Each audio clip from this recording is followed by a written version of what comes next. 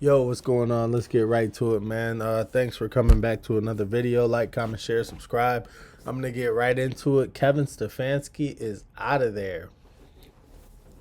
Shedeur Sanders looks like he made it through the last week. He got a win against the Bengals. The previous week, he got a win against the Steelers. That's two division rivals that he goes out 2-0 to end the season. Last two games, he goes 2-0. That's not too bad for a rookie quarterback, especially against that competition, the Steelers and the Bengals. That's not bad, man. That's Joe Burrow and that's Aaron Rodgers. I mean, what else is there to talk about? When you talk about those two names, you're talking about pretty high level of quarterback play, and hey, they got teams around them, man. Let's not play. But let's get into a little bit of what Andrew Berry had to say about Shedeur Sanders here. Really important because you have to be aligned in terms of how you're positioning the team.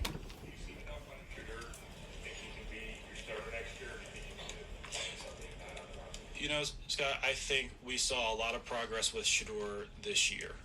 I think that's both mentally, physically, playing the position. He's still very much a work in progress, like many rookie quarterbacks are. But I think we saw some really good things in terms of his playmaking, his accuracy, his ability to extend with his feet. And I think I'd also give him credit, as well as our offensive staff, for bringing him along in terms of his pocket management, his situational awareness and things of that nature. Now that all being said, we're going to do our work on the quarterback market. It's too important of a position, and it's something that has to be solidified. I can't sit here and tell you today, whether the solution or the starter in 2026 is internal or external, but it's something that we're going to work through, over the next several weeks. And quite honestly, the new head coach will also have a lot of input into that as well. Andrew, when you look at what Joe Flacco did in those 4 games here, and then he goes down to Cincinnati and has 300-yard games, what does that say about the wide receivers that you have in this roster? Yeah, Jeff, offensive football, and particularly the passing game, it really does take all 11. I know that's something that our coaches have said a lot over the past couple of years. Because the offensive game is about precision. It's never just on the quarterback. It's never just on one position group. Protection plays into it, route precision, route design. Obviously, we wish we had more success, while Joe was under center here. We didn't.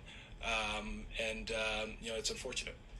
But just to follow up, so then what do you think of this group of wide receivers that are on this team? Yeah, listen, I think there's a lot of work that we still need to do on the offense from a personnel standpoint. I think that we have a number of players that will continue to be pillars and are players that will continue to develop and invest in. But the offense is going to have significant investment this offseason, Jeff. Why did you make that? For a second, Brandon's talking about this a little bit, but obviously there's not a lot of people that run this sort of system. Yeah. Jim runs, and my safeties have become really popular, all that stuff. I mean, how important is it for you, kind of regardless of to keep the defense in this sort of system intact here, given the personnel you guys have added over the last 3 years? It's a good question, Ashley. I think that number one, I think you hit on a really good theme that, one of the costs of turnover is that players can kind of get caught in transition between scheme to scheme to scheme. We do have a number of players who are maybe a little bit more defense specific or scheme specific, but I'd also say that we have a number of players that are pretty scheme versatile.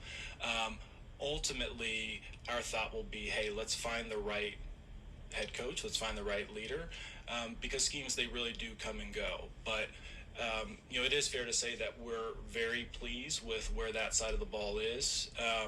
That group is intact, they're under contract, and we really do like the style of play. As you enter this transitional phase, how close do you feel like you are roster-wise, pillar-wise, that you guys talked about, to having success? These guys have talked in the locker room about wanting more wins and being close to some of those. How close do you feel this organization is to having success? Yeah, Cam, I'll never put a limit on our team in a given year. I think we see that on a yearly basis. I think you can look at how different the playoff field is, this year versus last year. I think we have, 3 teams that were picking in the top 10 last year that are either winning their division or, going to be playing this upcoming weekend. So every year really is unique. Now, that being said, very much more focused on process and doing the things that we need to do on a daily and weekly basis to get there. I wish I had a crystal ball and could say, hey, this is what it is definitively. Do I feel like we're closer today than we were a year ago? I do. I hope we are a whole hell of a lot closer a year from now than we are today. And we have a lot of work to do. And that's really where my focus is. That's what I'm dedicated in terms of doing. Yeah, so you hear some of it's bullshit, but he says he's dedicated to finding what they're going to do next. I don't know, man. Shedeur, he had a chance in those last 7 games to really prove he was the guy, and he showed flashes of greatness. He really did.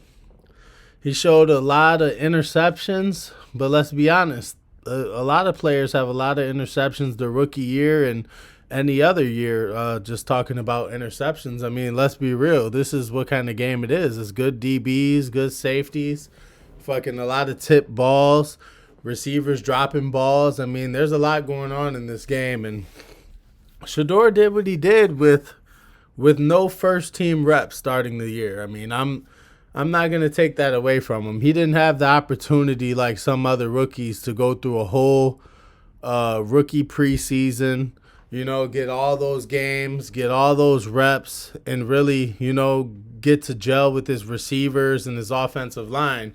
He just kind of got thrown in there against the Raiders, and they blitzed him in hell, and, they showed he was a rookie.